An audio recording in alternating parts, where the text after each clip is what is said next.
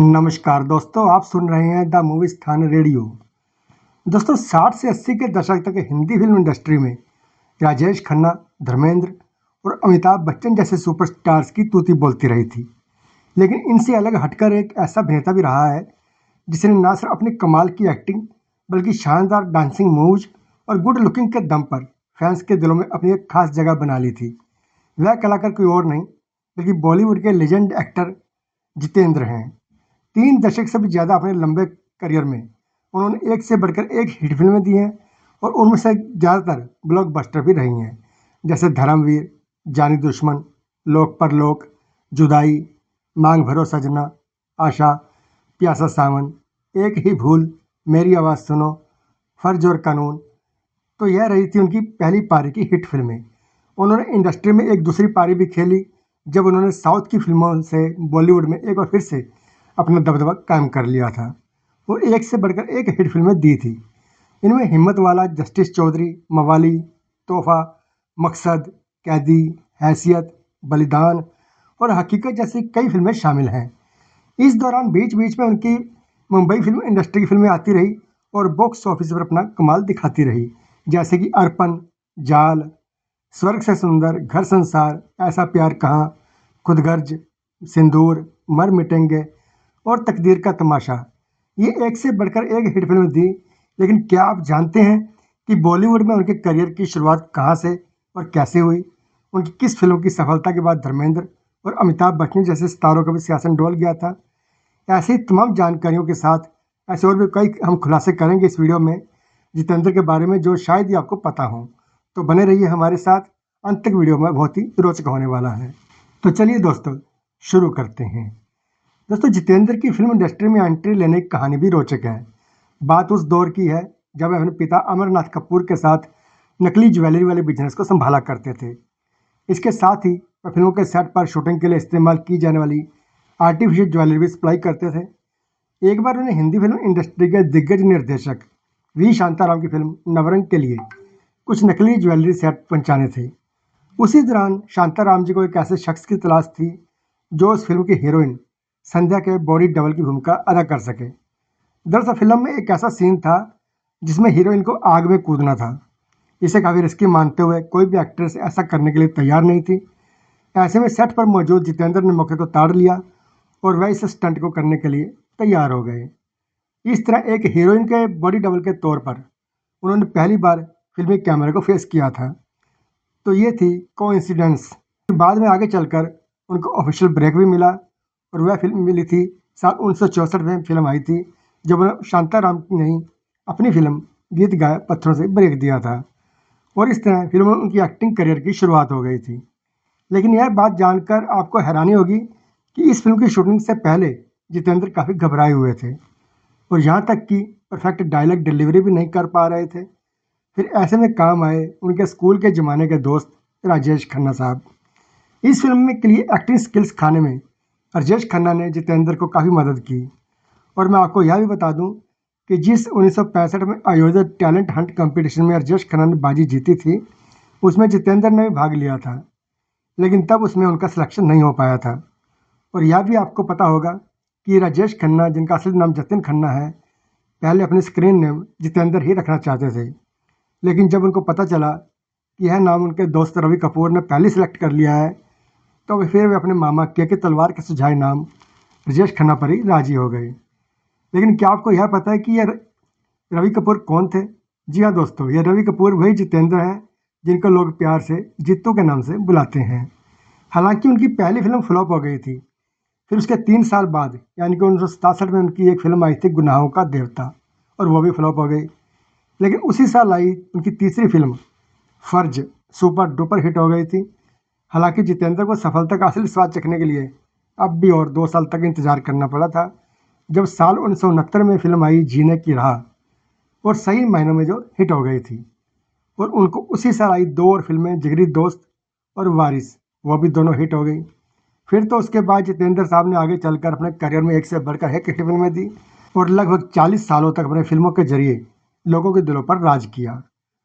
उस दौरान आई उनकी कुछ और फिल्में थी, जैसे खिलौना, हमजोली, कारवां, भाई हो तो ऐसा, खुशबू, किनारा और परिचय, ये सभी सोशल और क्लासिक फिल्में थीं।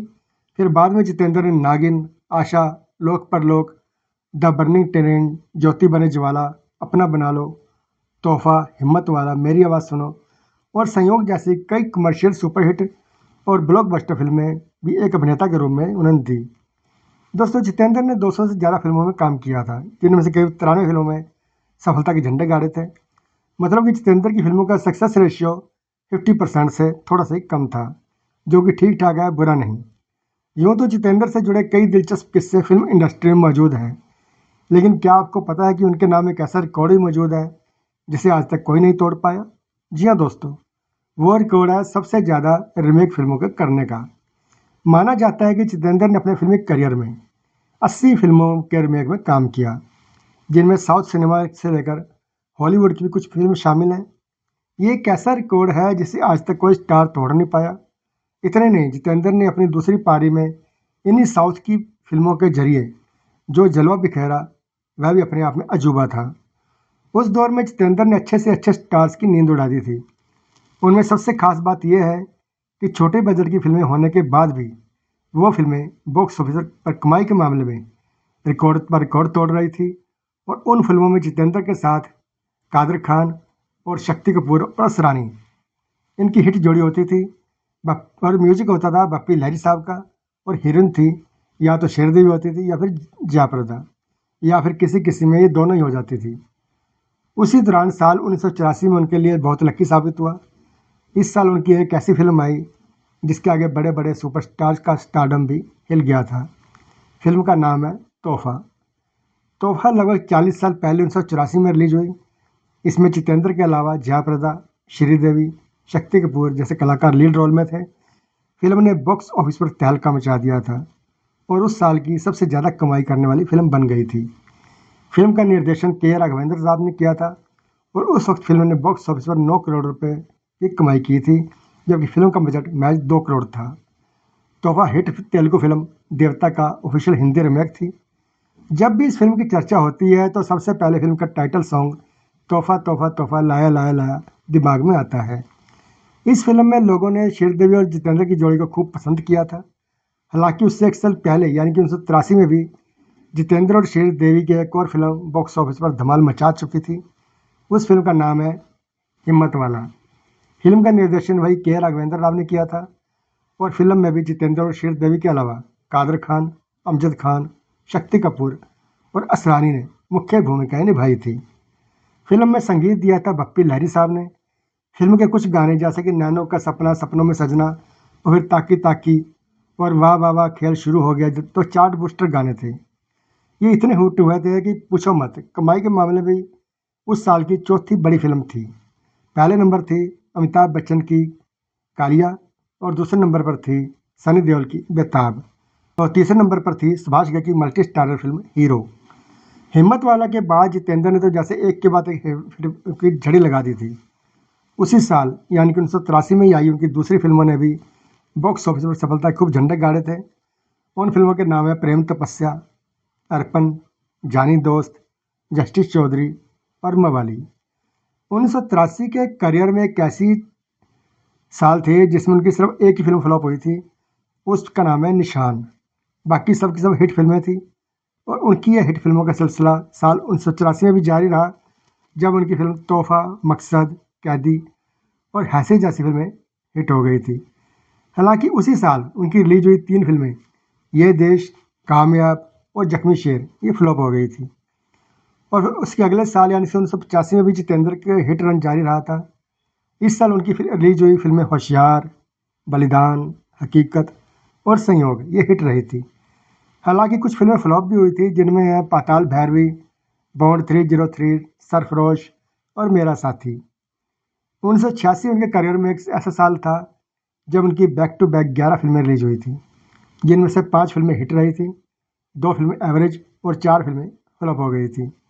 जो फिल्में हिट हुई थी उनका नाम है जाल, घन संसार, स्वर्ग से सुंदर और दोस्ती दुश्मनी और ऐसा प्यार कहाँ। जो 2 फिल्में एवरेज थी उनका नाम है धर्माधिकारी और सिंहासन। और जो 4 फिल्में फ्लॉप हुई थी उनका नाम है आग और शोला, सुहागन, लॉकेट और सदा सुहागन। उसके बाद से तो उनके करियर में डाउनफॉल आना शुरू हो गया था। 1988 में उनकी 6 फिल्में रिलीज हुई थी। इनमें से कोई भी क्लियर कट हिट फिल्म नहीं थी। उनमें सिर्फ एक सेमी हिट फिल्म थी जिसका नाम है तमाचा, और एक फिल्म एवरेज थी, उसका नाम है मर मिटेंगे। 2 फिल्में एवरेज भी नहीं थी, उनके नाम है मुलाजिम और सोने पे सुहागा।